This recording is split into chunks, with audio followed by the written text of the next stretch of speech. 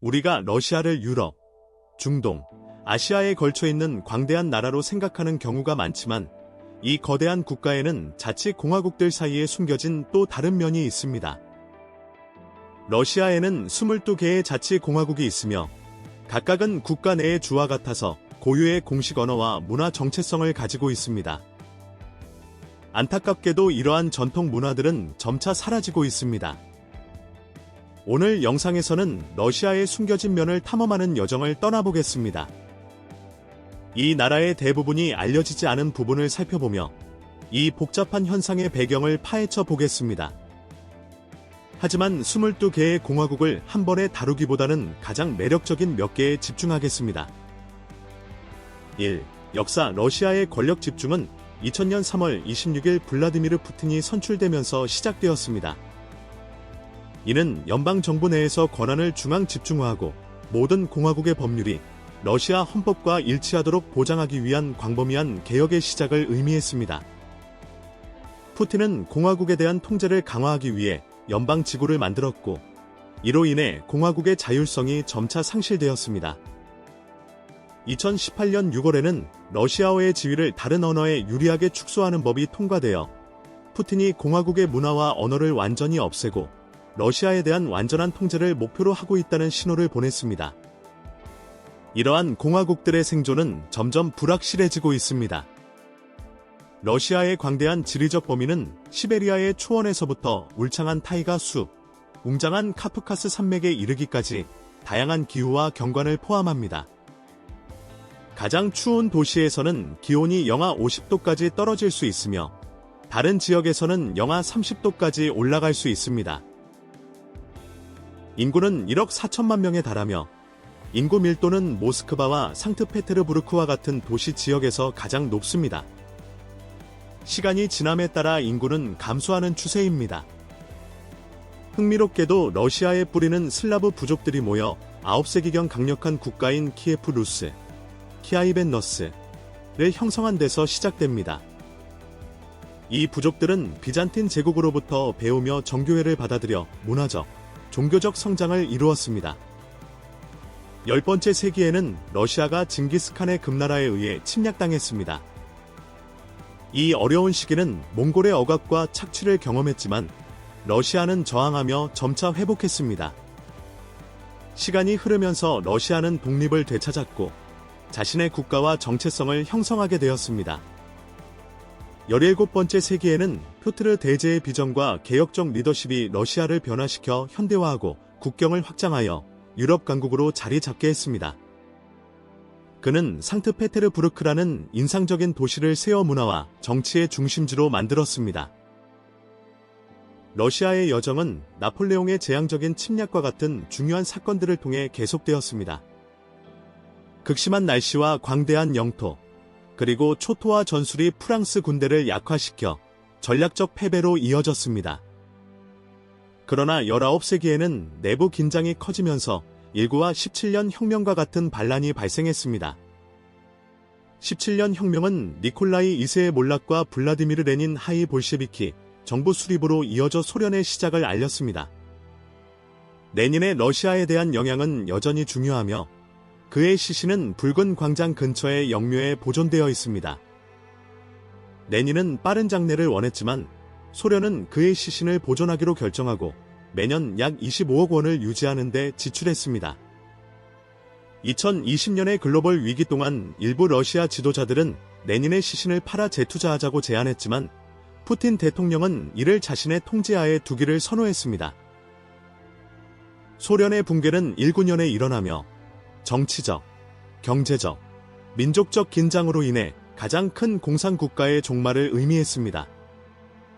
중앙 집중 경제는 위기에 처해 기본 제품의 부족을 초래했고 다양한 민족 그룹은 더 많은 자율성을 요구하며 수많은 갈등을 일으켰습니다. 미하일 고르바초프의 개혁은 소련을 구하는 데 실패했고 공화국들은 독립을 선언했으며 보리스 옐친이 이끄는 러시아가 중요한 역할을 했습니다. 오늘날 러시아는 독특하고 복잡한 국가로 지속적인 갈등과 외부 압력에 직면해 있습니다. 정부는 우크라이나와의 갈등에서 휴전을 반대하며 강경한 입장을 고수하고 있습니다. 이 크림 공화국 크림에서 시작하겠습니다. 이 지역의 지위는 2014년 우크라이나 혁명 이후 국제적으로 논란이 되었습니다. 러시아의 크림 합병은 분리주의 세력과 러시아 군대 간의 갈등을 촉발하며 러시아를 둘러싼 지정학적 복잡성을 강조했습니다. 2014년 크림에서 실시된 논란의 여지가 있는 국민투표는 우크라이나 헌법에 의해 불법으로 간주되었으며 러시아와의 재통합을 다루었습니다. 공식적으로는 90% 이상이 지지했지만 우크라이나에 충성하는 많은 이들이 투표를 보이콧했습니다. 그럼에도 불구하고 서방 정부와 유엔은 이를 합법적이라고 선언했습니다. 2014년 3월 18일 러시아는 크림을 공식적으로 합병하며 크림 공화국과 연방도시 세바스토폴을 연방 주체로 편입했습니다. 이 사건 이후 우크라이나는 크림의 식수의 85%를 공급하던 북크림 운하를 차단했습니다. 이로 인해 이 지역의 경작지는 2003년에 13만 제곱킬로미터에서 2017년에는 겨우 14,000 제곱킬로미터로 줄어들었습니다. 크림의 복잡한 역사와 논란의 여지가 있는 지위는 정치적, 환경적, 농업적으로 중요합니다. 지리적으로 독특한 크림은 우크라이나와 약 5km의 좁은 육지로 연결되어 있어 거의 섬과 같습니다. 이 지역은 웅장한 산과 아열대 기후를 자랑하며 이는 러시아에서는 종종 예상치 못한 요소입니다. 또한 크림 타타르족은 이 지역 인구의 약 10%를 차지하는 주로 이슬람 신자들로 문화적 다양성을 더해줍니다. 중세 후기까지 거슬러 올라가는 뿌리를 가진 크림 타타르족은 요제프 스탈린 정부에 의해 중앙아시아로 강제로 추방당하는 잔혹한 현실을 겪었습니다. 소련의 해체 이후 많은 크림 타타르족이 돌아왔고 현재 인구의 16%가 우크라이나인이고 68%가 러시아인입니다. 그리고 이제 러시아의 신비로운 부카푸카스 지역으로의 여정을 떠나보겠습니다. 3. 부카푸카스. 부카푸카스는 문화, 역사, 다양성이 넘치는 땅입니다. 이 주로 이슬람 신자들로 이루어진 산악 지역은 전통 공예, 춤, 그리고 놀라운 민족 모자이크로 유명합니다. 그 중에서도 다게스탄은 아제르바이잔 북부에 위치하며 카스피해 해안선을 자랑합니다.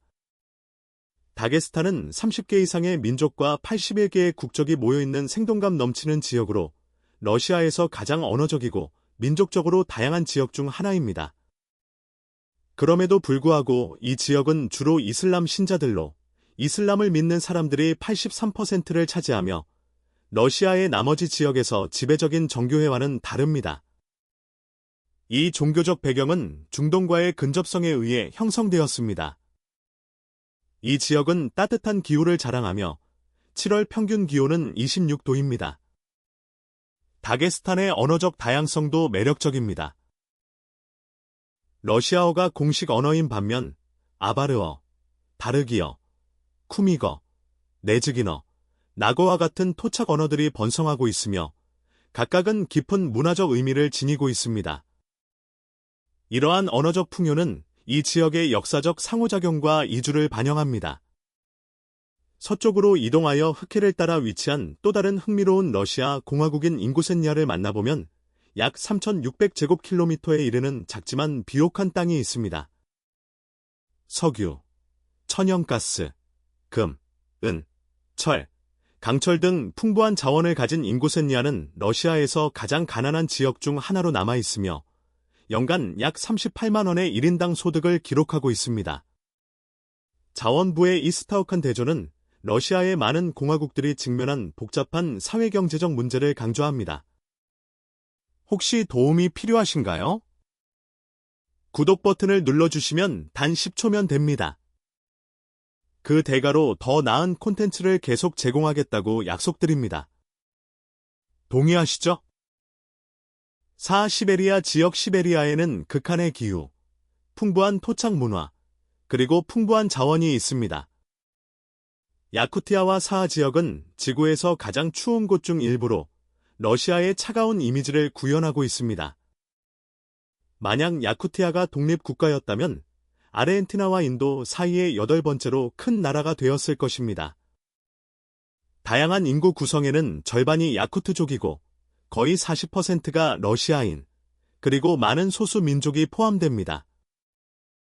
야쿠티아는 언어적으로 다양하며 러시아어와 야쿠트어가 공식 언어입니다.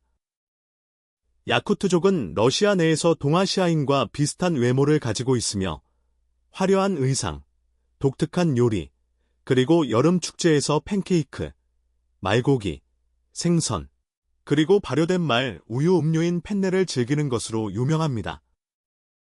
야쿠티아의 수도인 야쿠츠크는 세계에서 가장 추운 도시로 평균 기온이 영하 8도이며 20일 월에는 영하 38도까지 떨어집니다.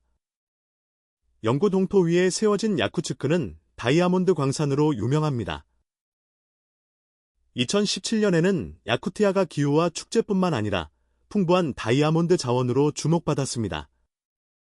남서 시베리아에는 카하시아 공화국이 위치해 있으며 이곳은 풍부한 역사적 및 고고학적 유적지로 알려져 있습니다. 고대 암각화, 무덤, 그리고 유적이 시베리아와 중앙아시아의 역사를 이해하는 데 중요한 역할을 합니다. 카하시아의 생태 관광과 고고학적 보물은 러시아 공화국들 중에서도 독특한 위치를 점하고 있습니다. 더 남쪽에는 중앙아시아의 투바 공화국이 있으며 몽골과 국경을 접하고 있습니다. 투바는 전통적인 목소리로 노래하는 기법인 호미를 포함한 문화유산으로 유명합니다. 이 오버톤 노래는 한 명의 가수가 여러 음을 만들어내며 매혹적인 경험을 선사합니다. 호미는 투바 문화에 깊이 뿌리내리고 있으며 전 세계적으로 인정을 받고 있습니다. 투바의 극한 기온은 겨울 기온이 영하 40도 이하로 내려가고 여름 기온이 30도 이상으로 올라가면서 사람들의 회복력과 생활 방식을 형성합니다.